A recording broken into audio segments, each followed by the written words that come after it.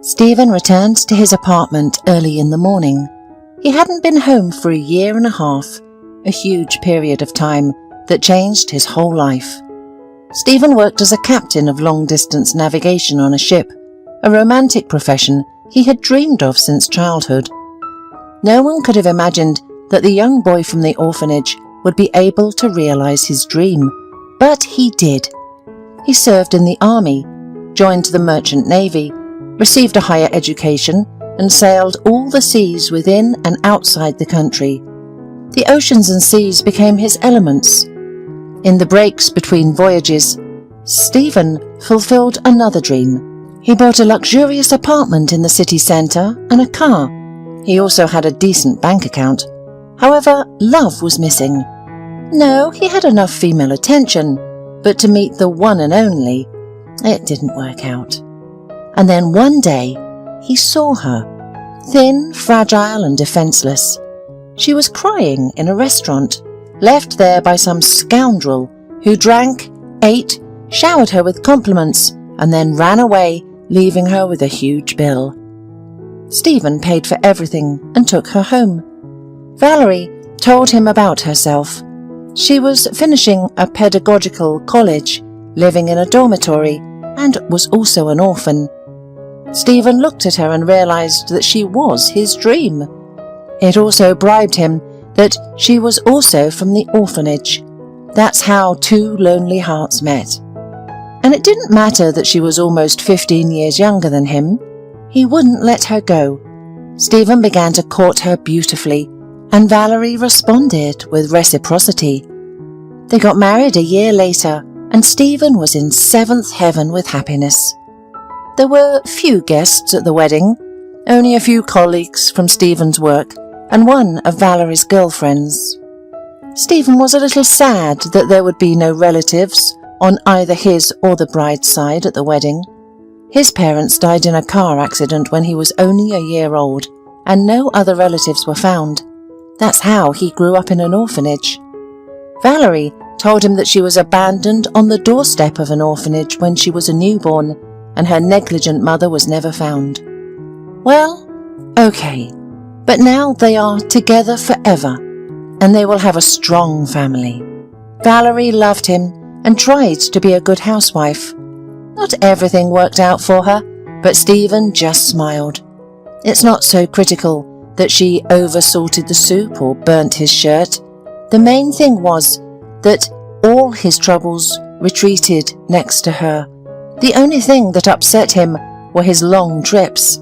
Valerie was also worried, but eventually got used to it. Then the fateful voyage happened. Stephen's ship was captured by pirates. It is the 21st century, but pirates are still there. The cargo was looted and the crew was captured. It was good that at least everyone was left alive. But then the real hell began. Stephen and his crew were held in some basement, barely fed. The pirates were demanding a ransom, but no one at home was eager to save the sailors. The guys realized this over time by watching how the bandits behaved. They were in mortal danger, but they managed to escape through unimaginable routes. Perhaps someone above them didn't abandon them, or the sea god protected them. They made it to the embassy first and then home all together. Stephen had been unable to get to his hometown for about a month due to issues with management, the cargo owner, and other things that happened. But now everything was settled. The sailors rushed to their families, and Stephen did the same. Of course, he had already called Valerie several times before this, once when he was only in the embassy and then again. She was pleased to hear his voice, and she burst into tears. She said she was really looking forward to seeing him. However, in the last week, she had gone silent and wasn't answering his calls. Stephen headed home with a sense of alarm. He opened the door to his apartment with his key, which he had luckily not lost during his adventures because it had fallen into the lining of his coat. Getting into the apartment, Stephen discovered that Valerie wasn't home. The man was unpleasantly surprised. It was still so early. Where could she be? He looked closer and realized that she hadn't been there for several days. Although Valerie wasn't the perfect housekeeper, she would have definitely washed the cup, but it was already covered in mold in the sink with the remnants of tea, and it was dusty somehow. Stephen dialed Valerie's number, but it was unavailable. He was seriously worried and started calling his friends, but they didn't know anything either. Neither did the neighbours. Stefan turned to the police and learned the terrible truth there. It turned out that a week ago, Valerie died on a regular bus in the countryside. Stephen couldn't understand why his wife had gone out of town. What did she forget in that village? He wondered. Why wasn't I informed of my wife's death? He resentfully asked the police. Well, we were going to, the police officer shrugged, but your wife's mother said that she would take care of everything herself. Mother? What nonsense. Stephen was angry. My wife came from an orphanage. I don't know. You're mistaken about this. She definitely had a mother, and she is a decent elderly lady at that. Stephen decided to deal with this issue later and only learned where Valerie was buried. It turned out to be in the same village where she had died. He immediately went to the rural cemetery. It wasn't difficult to find his wife's grave, a fresh mound covered with wreaths and recently wilted fresh flowers. And next to the cross were photos of Valerie, so young and beautiful. In the photo she smiled with such a radiant smile. It was hard to believe that she was no more. Such beauty shouldn't fade prematurely. Forgive me, my girl, Stephen whispered and knelt at the grave. Forgive me. I longed for you so much. I went through so much and dreamed of hugging you, but I didn't make it. My sunshine, what happened to you? Why are you even here, my dear? He whispered something else and didn't immediately notice an old woman approaching the grave, holding a baby who was about 6 months old. A woman sat at the other end of the grave watching Stephen. With one hand, she removed dry flowers, and with the other, she held a child. Stephen, seeing the woman, froze at such impudence. It was clear that he wanted to be alone. Couldn't she wait? And what was she doing here anyway? Get out of here, he suddenly said sharply. What are you doing here? I'll clean up my wife's grave myself. Are you her husband? The elderly woman got up and looked at Stephen inquisitively. So why didn't you come earlier, husband? I was on a business trip, and why should I answer to you? I said go away. But I'm Valerie's mother, the woman said. Mother? Stephen was confused. But how? Valerie said she was from an orphanage. You're lying. Why would I lie? The woman sighed. Valerie was ashamed of me, and I would give anything to be lying there now instead of her. But God decided otherwise. Apparently, he decided that I should live longer and raise Valerie's son. Whose son? Stephen exclaimed. Lady, are you crazy? Valerie never told me about any child. Well, it's clear why she didn't tell you. My grandson was born with a serious illness. Anyway, forgive me. I attacked you for no reason, and I said too much, probably for nothing. I'll go. I just wanted to clear the grave. I am ashamed that there is disorder here. She turned and walked toward the exit, and Stephen stood stunned, looking back and forth between Valerie's photo and the old woman with the baby. Wait, he shouted, running after her, grabbing her shoulder and turning her toward him. The woman hesitated, shook her head, and then said, Let's go to my house where we can talk. You'll understand everything then and decide what to do. Let's drive there. I have a car, Stephen offered. The elderly woman nodded in agreement, and Stephen helped her and the baby settle into the back seat. He briefly glanced at the baby's face. Could the elderly woman be telling the truth? Was this his son? But why hadn't Valerie told him she was pregnant? He drove quietly down the village street, his mind spinning with questions. He felt like it was all happening to someone else. "Stop here!" The woman touched his shoulder and pointed to a shabby house. Stephen looked at the house doubtfully. How could anyone live in it? Old and cracked house. The rain could certainly flood in. The windows were old and some were even covered in plastic wrap. The foundation had long since collapsed, exposing rotten logs. "Yes, it's not a palace," Mrs. Harper said sadly. "I had to move in here when my house burned down. It was old too, but sturdy. But then a short circuit occurred, and I was lucky to get out alive. The village council gave me this housing and said I had to fix it up myself. But where can I get the money? My pension is a minimum." Stephen suspiciously looked at the elderly woman. Was she trying to scam him for money? Maybe that's why she brought a child, to set up Valerie. But despite his suspicions, the man decided to listen to Mrs. Harper. Inside the house, everything was poor, although clean. "Thanks to the neighbours," Mrs. Harper said, "they didn't leave us in trouble. After the fire they brought clothes and furniture, and when I took Sam they shared children's things. Now that I am receiving benefits for Sam, things are easier." "Stop," Stephen said sharply. "I want to understand what you were saying about Valerie. I think you're all lying." "Why would I?" Mrs. Harper replied, bewildered. "Wait, let me put my grandson to bed and we'll talk." She went to the next room with the child, and Stephen sat on the creaky stool in the kitchen, patiently waiting for the hostess to return. Soon she came back with a thick album. "Here's the only thing that survived after the fire in my house," the woman said, putting the album on the table.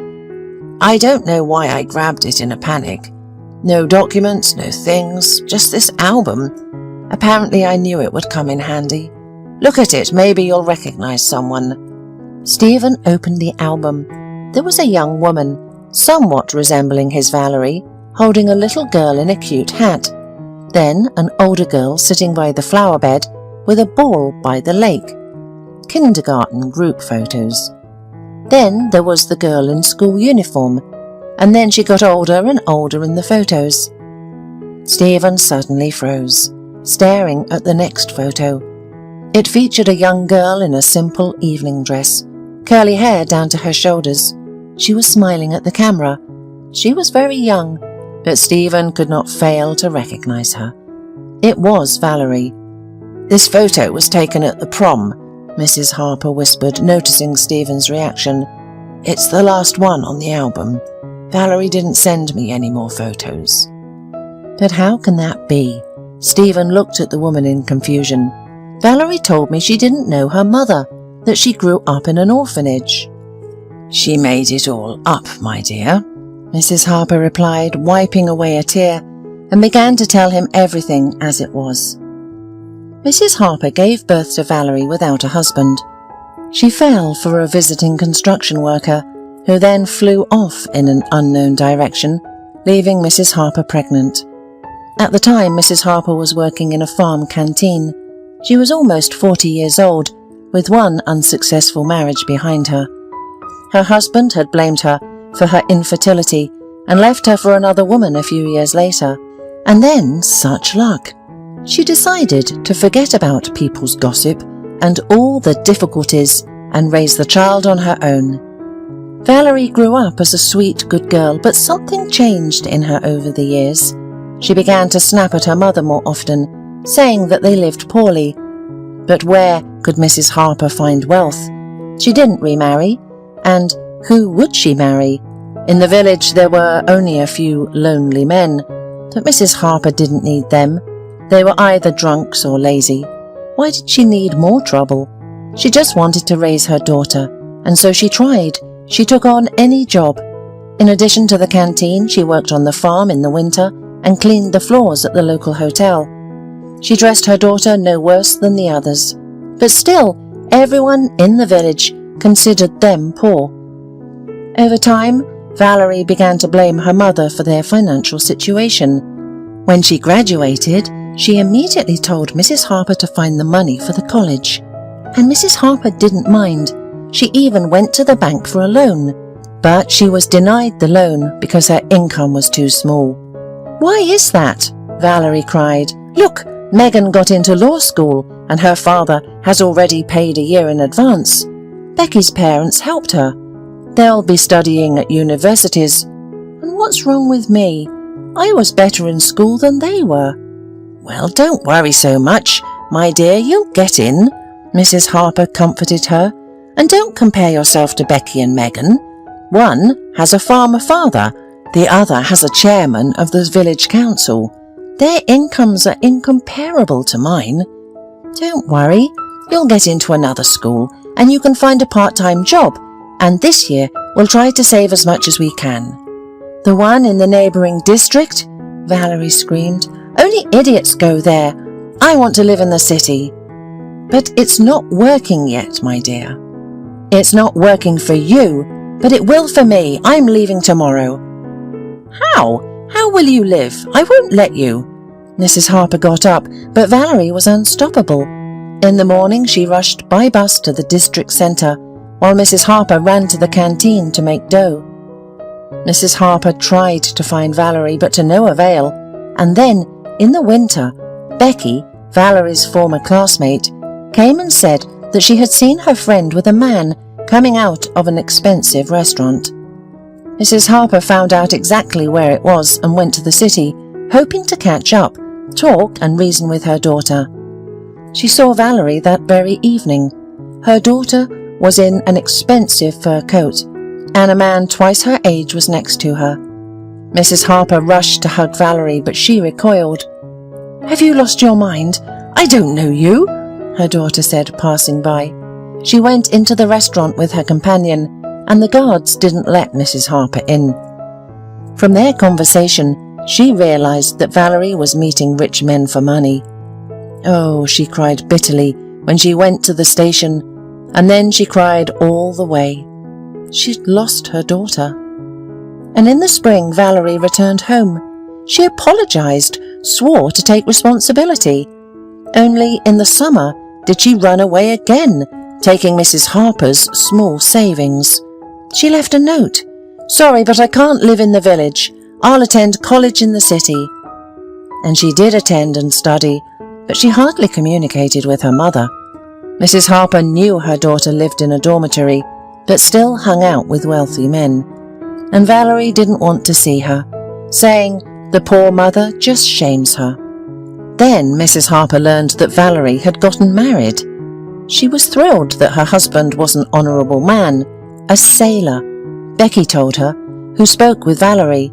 Mrs. Harper thought that her daughter would finally settle down, and waited for Valerie to realise how badly she treated her mother. But time passed and nothing changed. Last year, Mrs. Harper dared to go to the city herself. She learned her daughter's address from Becky.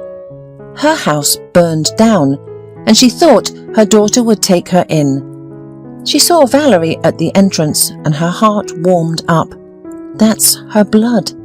At that time, Valerie was already 7 months pregnant. Valerie came up to her hissing, "What are you doing here?" But Mrs. Harper didn't notice this malice and congratulated her daughter that she would soon become a mother. "I'm not happy at all," Valerie screamed. "I already hate this child. I would get rid of it if I could, but I can't." "What are you talking about, honey?" Mrs. Harper went pale. "A child is happiness." "Happiness?" Valerie laughed hysterically. "He'll be born with Down's disease. Do you know how happy that is? I hate him." "Sweetie, calm down. But nowadays they do a lot with such children. They are almost normal." Her mother tried to calm her down. "What does your husband say?" "He's good. I heard from Becky." "As always, Becky talks nonsense. It's good she didn't see me pregnant, or everyone would know by now," Valerie smirked. "And my husband doesn't say anything because he's on a trip, and he doesn't know about the baby. I haven't told him yet." "But how about later?" "Later? When the baby is born, I'll give him up. I don't need a fool," Valerie said. "How will you refuse?" Your husband will find out anyway. The neighbours will say." "Here, neighbours are not like in the village. No one talks to anyone and doesn't interfere with one's business. Don't you dare tell anyone you saw me pregnant," Valerie hissed, leaving without inviting her mother into the apartment. Mrs. Harper felt bad. She couldn't believe she had raised such a cruel daughter. How did this happen? Apparently, Valerie inherited the wayward genes from her father. Mrs. Harper didn't leave the city. She started working nearby at her daughter's house as a janitor and was given a room in the basement. She saw Valerie being taken to the maternity hospital, and 3 days later, her daughter was already home, without her belly and baby. Mrs. Harper tried to speak with her, but Valerie wouldn't listen, and then she blurted out that the baby had died. Mrs. Harper rushed to the hospital to pick up her grandson and give him a proper burial. But to her surprise, he was alive and lying in the ward for ill patients. That's when Mrs. Harper realized what she had to do. She went to the village to get the necessary documents and ran around various government institutions in the city. Initially, they didn't want to give the child to her, but eventually they relented. After all, Mrs. Harper was still his blood relative. In short, she took her grandson from the hospital and settled with him in an old house in the village. She didn't tell Valerie anything, letting her believe that the child was in an orphanage. She and Sam would live together. For his grandmother, he was a good boy. He was just a little different. And recently, Valerie discovered where her child was. For the first time in many years, she called her mother. She scolded and shouted that Mrs. Harper had no right to make decisions about the baby's fate. But then she cried and admitted that she couldn't forget him. His tiny hands and fluffy neck. He appeared in her dreams at night. Mrs. Harper realized that she had come to terms with what she had done. "Come to us, daughter," she said, "and you will see your son. You will take him in your arms and love him immediately, and your husband will accept him. Don't doubt it." And Valerie went to her mother and son, but tragically never made it. She was in an accident. Mrs. Harper buried her daughter and struggled to cope, but her grandson Sam helped her not to lose her mind. And on one particular day, she felt drawn to her daughter's grave and took her grandson with her. There she saw a tall, strong man whom she immediately recognized as Valerie's husband. Mrs. Harper decided not to hide anything and told him the truth. The truth was rarely sweet, and this one was worse than poison, but he had the right to know everything. Stephen listened to Mrs. Harper and just nodded his head. He didn't know so much about his wife. He couldn't believe it. Valerie couldn't do that to her mother, to him, to their child. "I need to think about everything," he said quietly to Mrs. Harper, left, peeking into the baby's room before he did. The child had already woken up and was lying quietly in the crib. It was unclear who he looked like because he had the specific features characteristic of his illness. Stephen left, with the thought pounding in his head. What to do? First, he decided to ask the neighbours if Valerie had been pregnant. They hesitatingly nodded in response. It seemed so. Then Stephen went to the maternity hospital. There, everyone confirmed that Valerie gave birth to a child with Down syndrome and refused him, and the grandmother took temporary custody. The father was away for a long time. Besides, Stephen figured out that Sam had been conceived 3 months before his last sale. There was no doubt that Stephen was the father. So now, he had to decide. A couple of days later, Stephen's car stopped at an old house. Mrs. Harper was in the yard with her grandson. "I'm here for my son," Stephen said to her. Mrs. Harper turned pale and hugged the child to her chest. "And you, Pack, Mrs. Harper? I'm often away from home for a long time. Who will look after my son, if not his own grandmother?" Mrs. Harper sighed with relief. Before leaving, they stopped by the cemetery. "Sleep well, dear," Stephen whispered, stroking the cross. "I forgive you for everything. You just got confused. Little silly girl. Don't worry, Sam will know that he had the best mum." And they left for the city together. With time, Stephen started going to the sea again. Mrs. Harper took care of Sam. The child grew up and developed as far as his abilities allowed. A good tutor, Sydney, started working with him. Once she met Stephen. He had just returned from a trip and took his son to her himself. They liked each other, though at first they carefully hid it. But true feelings cannot be hidden forever. After a while, Sydney became Stephen's wife.